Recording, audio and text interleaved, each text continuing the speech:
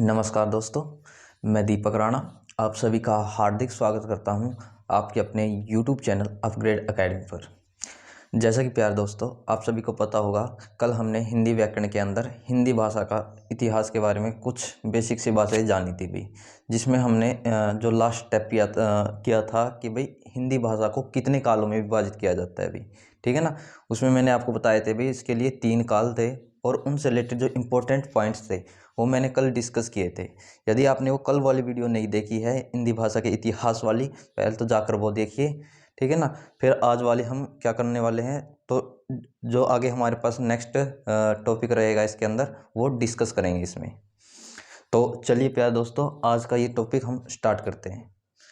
अब देखिए भाई, कल हमने क्या कर लिया था, तो आप बोलोगे कल हमने अपने काल डिस्कस कर लिए थे भाई। हिंदी भाषा को 3 कालों में विभाजित किया जाता है, प्राचीन हिंदी काल और मध्य हिंदी काल और आधुनिक हिंदी काल। जो हम आज डिस्कस करने वाले हैं वो रहेगा आपका कि भाई हिंदी भाषा का विकास कैसे हुआ है भी, यानी हिंदी भाषा का विकास। विकास का मतलब कि भाई इसकी उत्पत्ति कैसे हुई है भी। अभी देखिए, हम सभी को लगभग पता होगा कि जो सबसे प्राचीन भाषा है वो कौन सी मानी जाती है, तो आप बोलोगे सबसे प्राचीन जो भाषा है वो संस्कृत मानी जाती है भी। और संस्कृत भाषा से ही किसकी उत्पत्ति मानी जाती है, हमारी हिंदी भाषा की उत्पत्ति मानी जाती है। तो यानी हम पहले पॉइंट में यही लिखेंगे, सबसे प्राचीन भाषा संस्कृत को माना जाता है और संस्कृत भाषा से ही हमारी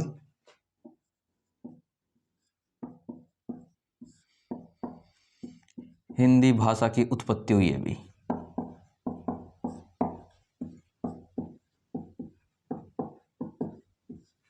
उत्पत्ति हुई है। एक तो पॉइंट आपको ये याद रखना है, मोस्ट आईएमपी पॉइंट है कि भाई पूछा जा सकता है कि भाई हिंदी भाषा की उत्पत्ति किससे हुई है, तो आपको आंसर किस में देना है, ऑप्शन में। यदि आपको संस्कृत दे रखा है तो संस्कृत पे टिक करना है। अब हम बात करें कि भाई संस्कृत से कैसे भी, क्या ये डायरेक्ट ही क्या संस्कृत से मतलब हिंदी में कन्वर्ट हो गई, हिंदी में परिवर्तित हो गई, तो उसके लिए क्या है, आपको पहले क्रम पता होना चाहिए कि भाई संस्कृत के बाद कौन सी आई है, फिर उसके बाद कौन सी आई है, फर्दर उसके बाद कौन सी हमारे पास भाषा आई है, और फिर कैसे हमारे पास हिंदी बन के आई है अभी।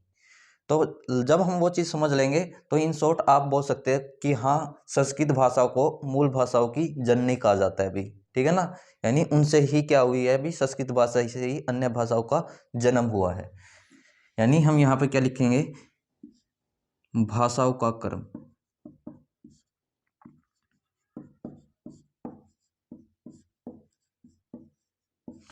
अब भाषाओं के क्रम में आपको पता होना चाहिए सबसे पहली कौन सी भाषा मैंने बताई आपको, आप बोलोगे संस्कृत।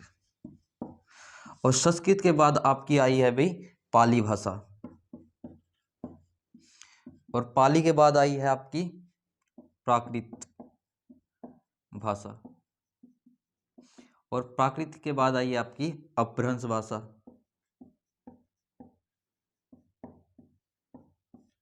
और अपभ्रंश के बाद आई है अभी आपकी अवहट, और अवहट के बाद जाके कौन सी भाषा आई है हमारे पास, प्राचीन हिंदी भाषा भी।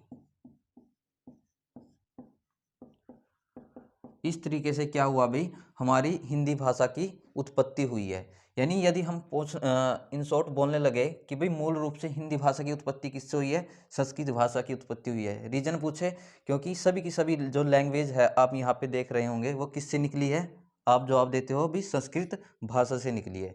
लेकिन एग्जैक्ट आपसे पूछ ले कि भाई संस्कृत भाषा हिंदी भाषा है किस भाषा के बाद आई है, तब आपको अपना उत्तर देना है अवध भाषा के बाद आई है।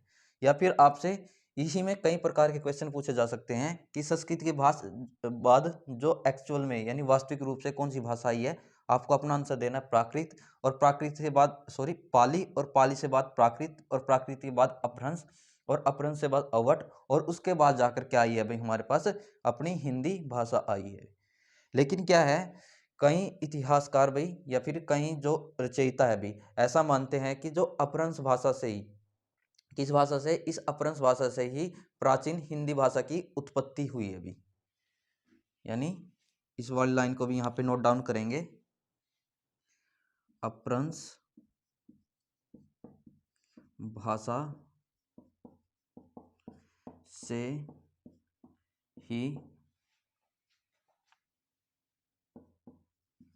हिंदी भाषा की उत्पत्ति हुई है। अब देखिए मैंने क्या लिखा अभी, अपभ्रंश भाषा से ही हिंदी भाषा की उत्पत्ति हुई है। लेकिन ये कब देना है अभी अपभ्रंश भाषा की उत्पत्ति हुई है, जब आपको ऑप्शन में दो दे रखे हो, संस्कृत भी और अपभ्रंश भी। पहले अपभ्रंश पे टिक करना है, यदि अपभ्रंश ऑप्शन में नहीं है तो हमको जो मूल है इनकी भाषा उस पर हमको टिक करना है अभी। अब जब मैंने यहाँ पे लिखा कि भी अपभ्रंश भाषा से मानी जाती है किसकी उत्पत्ति, हमारी हिंदी की, तो हमको इस अपभ्रंश भाषा के बारे में थोड़ा डिटेल से जानना जरूरी है। कहने का मतलब हमको सिर्फ यही चीज़ पढ़नी है अभी, क्योंकि इसी चीज़ से हमारे एग्जाम में क्वेश्चन अराइज होंगे। और जो मैंने ये क्रम बताया है ये मोस्ट IMP है अभी, आपको ये ऐसा एज का एज ऐसे का ऐसा ही याद रखना है। तो अब हम पढ़ेंगे भाई स्पेशल अपभ्रंश भाषा के बारे में कि भाई इसका काल क्या था भाई, और इसके अंदर प्रमुख कवि क्या थे भाई, ठीक है ना। जो भी चीज़ है, साहित्य की उत्पत्ति कैसे हुई है, कौन कौन सी इसके अंदर भाषा आती है, सभी बातों के बारे में डिस्कस करेंगे, जो भी यहाँ से हमारे क्वेश्चन अराइज होंगे यानी उठेंगे भाई।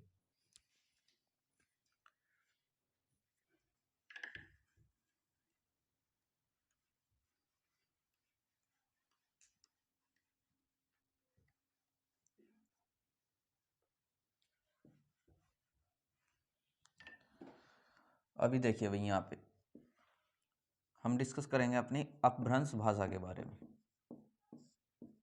अब अपभ्रंश भाषा के बारे में डिस्कस कर रहे हैं, सबसे पहले तो आपको इसका टाइम पीरियड यानी इसका काल पता होना चाहिए, कब से कब तक था आपका, 500 AD से लेकर 1000 AD तक तो इसका टाइम पीरियड था अभी। अब बात करते हैं जो भी इसमें इंपॉर्टेंट फैक्ट है, इंपॉर्टेंट चीजें हैं जो हमको याद रखनी है। तो पहले नंबर पर आपको इसमें पता होना चाहिए इस काल के जो प्रमुख कवि है भाई,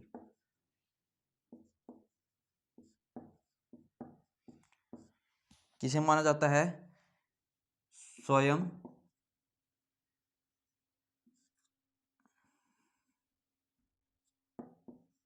भू को माना जाता है। एक तो आपको ये चीज इसमें पता होना चाहिए। अब इसके प्रमुख कवि स्वयंभू है भाई, तो हम बोल सकते हैं जो अपभ्रंश भाषा का वाल्मीकि है, तब वो किसको माना जाएगा, तो अपभ्रंश भाषा का वाल्मीकि पूछे तो आप जवाब दोगे ये भी स्वयं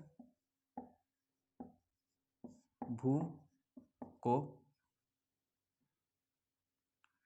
इसको ऐसे कर लेना भाई, स्वयं भू को माना जाता है। यानी क्या याद रखना है, इस काल के प्रमुख कवि कौन है, आप बोलोगे स्वयंभू है, और स्वयंभू को ही क्या माना जाता है, याद रखना अपभ्रंश भाषा का वाल्मीकि माना जाता है। यदि हम बात करें कि भाई इस काल में जो साहित्य का आरंभ कब से हुआ था, तो आपको इस बात का पता होना चाहिए कि इस काल में साहित्य का आरंभ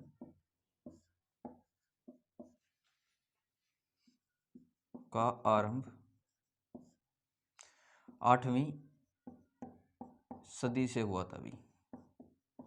ये इंपॉर्टेंट पॉइंट है, ठीक है ना। ये और ये कब से हुआ था, आप बोलोगे 8वीं सदी से हुआ था। एक पॉइंट आपका ये हो गया भाई। यानी अपभ्रंश भाषा के काल में मतलब भाषा में एक तो आपको उसका टाइम पीरियड पता होना चाहिए जो कब से कब तक था, 500 से 1000 एडी तक था। दूसरा उसका जो प्रमुख कवि था और इसमें साहित्य का आरंभ कब से हुआ था। अब जो नेक्स्ट चीज हमें पता होना चाहिए कि भी अपभ्रंश भाषा के अंदर किन भाषाओं को शामिल किया जाता है। जो मोस्ट आईएमपी चीजें अभी लगभग 80 से 90% वेटेज होती है, अभी यहीं से क्वेश्चन उठे जो मैं अभी आपको बताने वाला हूं।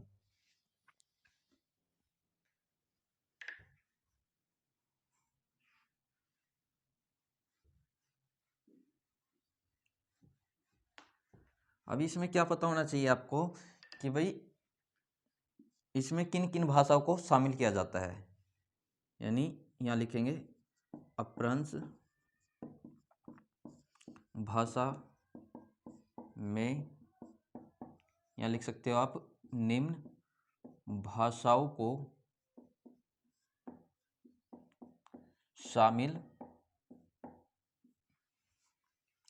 किया जाता है। भाई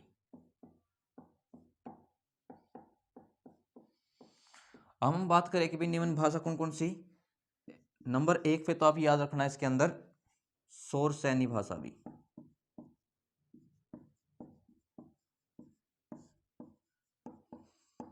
अब इसके बारे में भी हमको डिटेल से पढ़ना है भाई कि भाई इसके अंदर कौन कौन सी भाषाएं आएंगी। दूसरे नंबर पे रहेगी भाई इसके अंदर अर्धमागधी। भाई अर्धमागधी भाषा। थर्ड नंबर पे इसमें आपको याद करना है अर्धमागधी में अर्ध को कैंसिल कर दीजिए, क्या बचा, आप बोलोगे मागधी। तो थर्ड नंबर पे हमारे पास हो गई मागधी भाषा। फोर्थ नंबर पे आपको याद रखना है इसके अंदर एक भाषा होती है खस।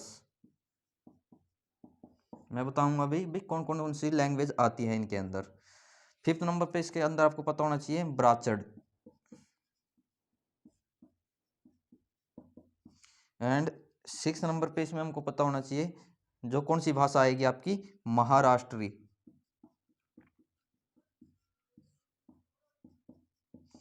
तो मुख्यतः क्या है भाई अपभ्रंश भाषा के अंदर इन मतलब जो इंपॉर्टेंट है वो मैंने आपको यहाँ पे बताई है। लगभग इन 6 को प्रेफरेंस दी जाती है, इनको इन 6 भाषाओं को इस अपभ्रंश भाषा के अंदर शामिल किया जाता है। कौन कौन सी है, एक तो सौरसैनी है, अर्धमागधी है, मागधी है, खस है, ब्राचड़ है और महाराष्ट्री भाषा है। अब हम बात करें कि भाई सौरसैनी की भाषा के अंदर कौन कौन सी भाषाएं आती है। तो इसके अंदर एक तो आती है भाई आपके पास पश्चिमी हिंदी जो पश्चिम में बोली जाती है अभी। सेकंड क्या आती है इसके अंदर राजस्थानी। और क्या आती है इसके अंदर आपको पता होना चाहिए एक गुजराती भी। किसके अंदर रहेंगी भाई आपकी ये सौरसैनी भाषा के अंदर रहेंगी। अगर हम बात करें कि भाई अर्धमागधी के अंदर कौन कौन सी भाषाएं रहेंगी तो इसमें आप याद रख लेना केवल ये पूर्वी हिंदी, पूर्व साइड की हिंदी। और हम बात करेंगे भाई मागधी के अंदर कौन कौन सी रहेगी तो मागधी में आप याद रखोगे बिहारी भाई आपकी। और बात करें इसमें बंगला, ओडिया, और इसमें आगे बात करें तो असमिया। इन भाषाओं को किस में रखा जाता है तो आपको जवाब देना है मागधी भाषा के अंदर रखा जाता है। ये सभी की सभी चीजें मोस्ट आईएमपी है भी, ठीक है ना, मैंने आपसे शुरू में ही बोला था भी। अब हम बात करें भाई खस में कौन सी भाषाओं को रखा जाता है जो पहाड़ी क्षेत्रों में बोली जाती है। बस आप इतना ही याद रखना इसमें पहाड़ी क्षेत्रों में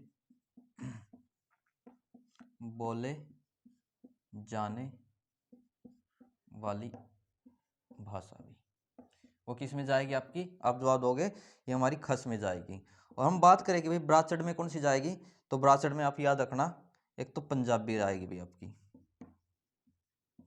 और दूसरी आपकी सिंधी आएगी इसके अंदर। तो पंजाबी और सिंधी को किस में शामिल किया जाता है ब्राचड़ भाषा में। और महाराष्ट्री भाषा में कौन सी आएगी आपको पता ही चल रहा होगा महाराष्ट्री में कौन सी जाती है तो आप बोलोगे मराठी भाई, क्योंकि मराठाओं की भूमि महाराष्ट्र। तो भाई मराठी किस में जाएगी आप जवाब दोगे महाराष्ट्री के अंदर। तो ये थी भाई अपभ्रंश भाषा के बारे में कुछ डिटेल्स भाई जो हमारे एग्जाम में अक्सर पूछी जाती है अभी। तो मैं एक बार इसको रिपीट करा देता हूँ। शोर श्रेणी भाषा में कौन सी आएगी आपकी? पश्चिमी हिंदी, राजस्थानी, गुजराती। अच्छा, हम बात करें अर्धमागधी में पूर्वी हिंदी, और मागधी में बिहारी, बंगला, ओडिया और असमिया। और खस भाषा में आपके पहाड़ी क्षेत्रों में जो बोली जाने वाली भाषाएं होती हैं। ब्राह्मण में पंजाबी व सिंधी भी, और महाराष्ट्री में आपकी मराठी रहेगी। तो बस भाई, आपको हिंदी के इतिहास में केवल इतना ही पढ़ना है। अभी जो चीज़ आपको कराई गई है, तो इसको 2 से 3 बार रीडिंग कीजिए। कोई भी समस्या आती है, कोई भी प्रॉब्लम आती है, तो हम जो भी डाउट होगा यहाँ क्लियर करने की उसको कोशिश करेंगे। जो आपके प्रीवियस ईयर में क्वेश्चन पूछे गए हैं उनकी प्रैक्टिस लगाइए, ठीक है ना। कोई नया क्वेश्चन आता है तो उसको सोल्व करने की कोशिश कीजिए, या फिर आप इसको कमेंट भी कर सकते हो। तो चलिए प्यारे दोस्तों, मिलते हैं हम हिंदी में अगले नए टॉपिक में। तो इस वीडियो में इतना ही। Thank you very much.